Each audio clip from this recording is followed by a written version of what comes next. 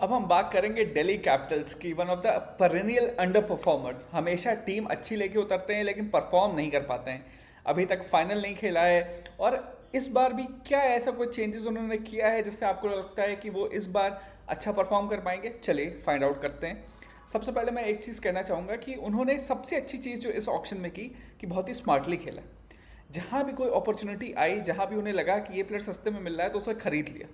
ये नहीं सोचा कि भाई हम इसे प्लान करके नहीं आए थे, या हमारे प्लान्स में ये नहीं था, या कोई और टीम इसे ले सकती है। ये नहीं सोचा कि भाई, मतलब बहुत ही फ्लेक्सिबल होके आए थे। ये सोच के नहीं आए थे कि भाई हमें यही प्लेयर चाहिए, इसके लिए हम 20 करोड़ तक जाएंगे। ऐसा कोई प्लान नहीं था। कोई अच्छा वैल्यू फॉर मनी लिया, कोई अच्छा वैल्यू फॉर मनी मिला तो उसे खरीद लिया। उसी के चलते अब अगर आप उनकी टीम देखिए, देखिए पिछले बार उनकी टीम स्टार्ट बहुत अच्छा किया था। शुरुआत में 4 मैच जीती थी तो ऐसा लग रहा था one of the favourites for the title होगा। फिर डिरेल हो गई। रीज़न क्या था? सबसे पहले तो उनके पास बैकअप स्ट्रेंथ नहीं था। दूसरा, उनके जो टॉप ऑर्डर था उसमें ज़्यादातर राइट हैंडेड बैट्समैन थे। तो इस बार वो क्लियर स्ट्रैटेजी के साथ गए कि उन्हें लेफ्ट हैंडेड बैट्समैन और चाहिए अपने प्लेइंग 11 में। तो सबसे पहले उन्हें डेविड मिलर सिर्फ 2 करोड़ में मिल गए। आई एम सरप्राइज्ड कि और टीमें क्या दिमाग लगाती हैं।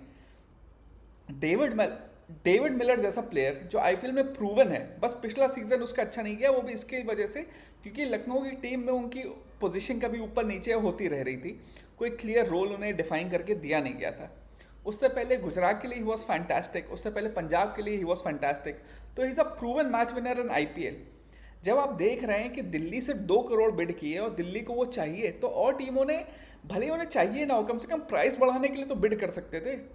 इसलिए मुझे लगता है कि भाई इतने बड़े बड़े इतने इंटेलिजेंट लोग वहाँ आते हैं लेकिन ज़ीरो फ्लेक्सिबिलिटी के साथ आते हैं, ज़ीरो कॉमन सेंस के साथ आते हैं। ऐसा लगता है वहाँ ऑन द फील्ड कोई सोच ही नहीं रहा है। हर आदमी जो सोच के आया है एक रिजिड माइंडसेट के साथ, उसी के साथ वहाँ पे ऑक्शन में उतरा हुआ है। And that is very surprising to see, considering the amount of brain that is on that table. Still, अगर हम प्लेइंग 11 की बात करें तो आप देखेंगे दिल्ली कैपिटल्स का ओपनिंग मेरे ख्याल से केएल राहुल को करनी चाहिए। He has to be very rigid in this. उन्हें बोलना चाहिए कि भाई मैं खेलूंगा तो एज एन ओपनर खेलूंगा और मैं बहुत फ्री होके खेलूंगा। इस बार आप मुझे ये रिस्पॉन्सिबिलिटी ना दीजिए कि मुझे एक एंड संभाल के चलना है या मुझे 15 ओवर तक खेलना है। मुझे अपने हिसाब से खेलने दीजिए। And KL Rahul should take it upon himself कि भाई मेरा इस सीजन एटलीस्ट ये होना चाहिए टारगेट कि मैं 180 मिनिमम स्ट्राइक रेट से रन बनाऊंगा। एवरेज मेरा चाहे 25 रहे चाहे 30 रहे, मेरा स्ट्राइक रेट एटलीस्ट 170 180 होना चाहिए। Then you will see this team growing into its own. क्योंकि इनकी बैटिंग लाइनअप आप देखिए, केएल राहुल के साथ मेरे ख्याल से ओपनिंग करनी चाहिए बेन डकेट को। बेन डकेट जो अभी तक T20 शायद इतना नहीं खेला है, but he is a fantastic striker of the ball. Delhi की पिच उन्हें सूट करेगी, बॉल बैट पे आती है, बाउंस अच्छी है, पेस अच्छी है। एंड यूल सी कि काफ़ी टीमें रिग्रेट करेंगी बेन डकेट को इतने आराम से दिल्ली में जाने देना। पता नहीं क्यों, क्योंकि पता नहीं क्यों और टीमों ने उन्हें बिड नहीं किया।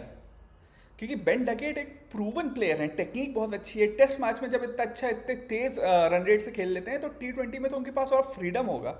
आई थिंक यहाँ पे मेरे ख्याल से और टीमों ने एक ट्रिक मिस किया है। तो बेन डकेट ओपन करेंगे। 3 नंबर पर Nitish Rana, again left hander जो उन्होंने ट्रेड किया, और अगेन अ वंडरफुल ट्रेड। क्योंकि 3 नंबर की एक पोजीशन उनके साथ हमेशा एक प्रॉब्लम खड़ी है। क्योंकि 3 नंबर की पोजीशन हमेशा दिल्ली के लिए एक प्रॉब्लम खड़ी कर रही थी। पिछले साल हमने करुण नायर को खेलते हुए देखा, जिन्हें कुछ मैचों में तो अच्छा खेला बट बाद में थोड़ा उनका ड्रॉप ऑफ आया। तो यहाँ पे आप करुण नायर को भी बीच में ला सकते हैं अगर नीतीश राणा फॉर्म में नहीं है। 4 पे ट्रिस्टन स्टब्स, बहुत भरोसा दिखाया है इन्हें, एंड इट्स टाइम कि ट्रिस्टन स्टब्स अब अपने बलबूते पे मैच जितवाएं। 5 नंबर पे again left hander David Miller. तो आप ये देख रहे हैं कितना अच्छा कॉम्बिनेशन है, right left left right left right. तो कॉन्टिन्यूसली आपको एक कोई बॉलिंग टीम है, कोई ओपोनेंट टीम है तो वो सेटल नहीं हो पाएगा। बहुत ही प्लान्ड प्लेइंग 11 लग रही है। 6 नंबर पे वरराज निगम, 7 नंबर पे आशुतोष शर्मा। ये दोनों ने पिछले सीजन बहुत इंप्रेस किया था। दोनों पावरफुल हिटर हैं।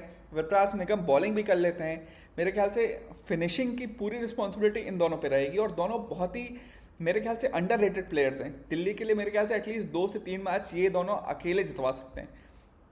8 नंबर पे इनके कैप्टन रहेंगे अक्षर पटेल। 9 पे मिचेल स्टार्क। तो आप देखें इनकी बैटिंग कहाँ तक है, 9 तक प्रॉपर बैट्समैन है। मिचेल स्टार्क भी आप ऐसा ये नहीं कह सकते कि he is any sort of a tail ender. वो ये मादा रखते हैं कि 15 बॉल पे 30 रन, 15 बॉल पे 28 रन आराम से बना सकते हैं। तो 9 तो 9 नंबर तक आपके पास ऐसी बैटिंग है जो आराम से आपको सर्व कर सकती है। फिर 10 नंबर पे कुलदीप यादव, 11 नंबर पे मुकेश कुमार और एज एन इम्पैक्ट सब नटराजन।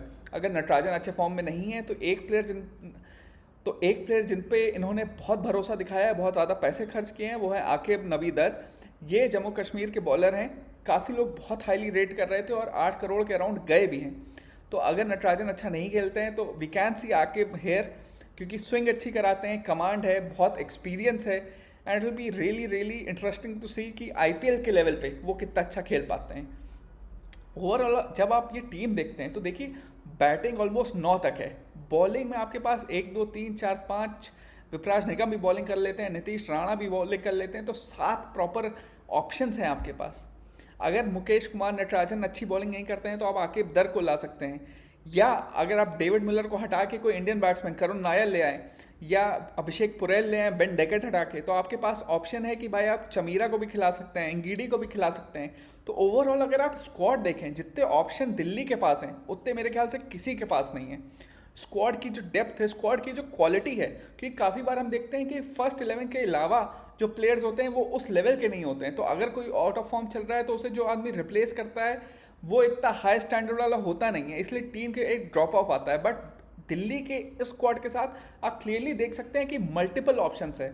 समीर रिजवी है, तिरुपर्णा विजय लिया है इन्होंने, माधव तिवारी लिया है, आकिब दर लिया है, तो बॉलिंग में भी ऑप्शंस हैं, बैटिंग में भी ऑप्शंस हैं। स्क्वाड का बहुत अच्छा साइज़ है, बहुत अच्छा डेप्थ है, और इसलिए मुझे लगता है कि इन लोग को डूब के मर जाना चाहिए अगर ये प्लेऑफ में जगह इस बार नहीं बना पाते हैं। बहुत ही अच्छा स्क्वाड असेंबल हुआ है, बहुत ही अच्छा प्लेइंग 11 है। Now it is about executing on the pitch. अगर अब भी तुम लोग प्लेऑफ में जगह नहीं बना पाते हो तो भाई शर्म करनी चाहिए, because this is the ideal squad. Depth है, बॉलिंग ऑप्शन है, बैटिंग ऑप्शन है, ऑलराउंडर हैं, ओवरसीज प्लेयर्स वही हैं जो आपको चाहिए थे। I think at this point of time there are at this point of time there are no excuses. अब आपको परफॉर्म करना ही पड़ेगा। मेरे ख्याल से this is perhaps one of the top 3 squads in the IPL. I won't be surprised अगर ये फाइनल भी खेल लेती है, एंड मेरे ख्याल से तो इन्हें कोशिश करनी चाहिए इस बार आईपीएल ट्रॉफी यही उठाए, क्योंकि स्क्वाड बहुत अच्छी दिख रही है। एटलीस्ट 9.5 आउट ऑफ 10 मैं इस स्क्वाड को दूंगा, क्योंकि कोई ऐसी मेजर वीकनेस दिख नहीं रही है। अगर आप बॉलिंग में कह भी सकते हैं कि भाई मुकेश कुमार नटराजन रन देंगे, तो उसकी जगह आप एक्चुअली दुष्मंता चमीरा एंगीडी को ला सकते हैं, डेविड मिलर और डकेट को बाहर करके, क्योंकि आपके पास प्रॉपर इंडियन बैट्समैन है जो उन्हें रिप्लेस कर सकें। डेविड मिलर की जगह आप करुण नायर को ला सकते हैं और डकेट की जगह अभिषेक पुरेल को ला सकते हैं। अगर पुरेल नहीं तो आप पृथ्वी शॉ को भी ला सकते हैं, जिनका पिछला एक सीज़न थोड़ा बहुत अच्छा गया है, इतने खराब प्लेयर नहीं है, and he'll have a lot to prove, तो बहुत मोटिवेटेड होके भी आएंगे। इसलिए मुझे लगता है कि सही प्लेयर्स लिए हैं, मोटिवेटेड प्लेयर्स लिए हैं, हर रोल के लिए उनके पास मल्टीपल ऑप्शंस हैं, and I think this team has the potential to go far in this tournament. 9.5 out of 10 from me. 9.5 out of 10 from me. आप लोग बताइए अब क्या लगता है कि ये स्क्वाड कहाँ तक जाएगी, and do you think they can win? Please do like, comment and subscribe. Thank you.